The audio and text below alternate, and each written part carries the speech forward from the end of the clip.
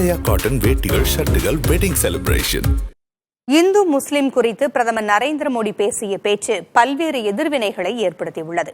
பிரதமரின் கூற்றை பாரதிய ஜனதா கட்சி ஆதரித்துள்ளது.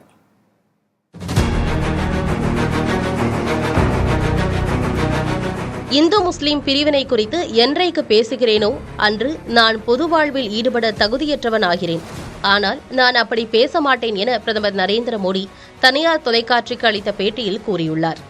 பிரதமரின் பேச்சை ஆதரித்துள்ள பாரதிய ஜனதா கட்சியின் தலைவர்கள் பிரதமர் மோடி எப்போதும் இந்து முஸ்லிம் அரசியலை செய்ய மாட்டார் என்றும் சமூகத்தின் அனைத்து தரப்பினரின் மேம்பாட்டுக்கும் பாகுபாடு இல்லாமல் பாடுபடுவார் என்றும் கூறியுள்ளனர்.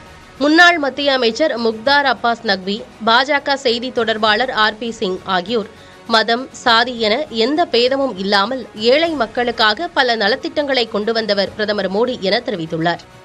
பிரதமர் மோடி எப்போதும் 140 கோடி மக்களை பற்றியே யோசிப்பார் என்று பாஜக செய்தி தொடர்பாளர் ஷாநவாஸ் ஹுசைன் தெரிவித்துள்ளார்.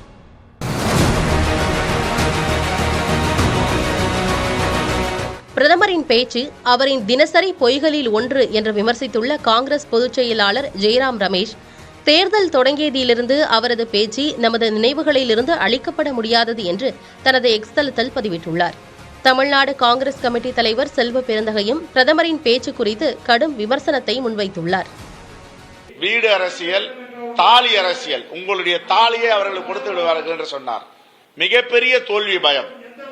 100 தொகுதிகளே வராது, 2 இலக்கத்தில் தான் வெற்றி பெற முடியும் என்று உளவுத்துறை அறிக்கை கொடுத்திருக்கிறது.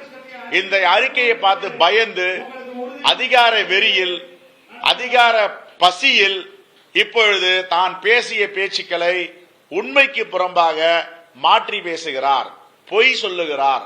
என்ன சொல்லுகிறார்? நான் அப்படியெல்லாம் பேசவில்லை, நான் அப்படியெல்லாம் பேசினால் இந்த நாட்டில் நான் எப்படி இருக்க முடியும், எப்படி என்று பல்டி அடிக்கிறார். அந்தர் பல்டி என்று சொல்வார்கள். அந்த அந்தர் பல்டியை மோடி அடித்திருக்கிறார்.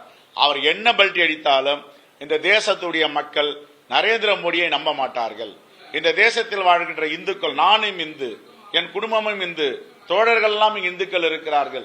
யாரும் இந்த பாசிச RSS உடைய சித்தாந்தத்தை ஏற்றுக்கொள்ள மாட்டோம். இந்த நாடு என்பது வேற்றுமையில் ஒற்றுமையோடு வாழ்கின்ற நாடு. தெற்கு காஷ்மீரில் பரப்புரையில் ஈடுபட்ட தேசிய மாநாட்டு கட்சித் தலைவர் ஃபரூக் அப்துல்லா பதவிக்காக நாட்டை பிரதமர் மோடி பிளவுபடுத்துவதாக விமர்சனம் செய்தார். ஆனால் பதவி எப்போதும் நிலைக்காது, நாடு நிலைத்திருக்கும் என்றும் அவர் கூறினார்.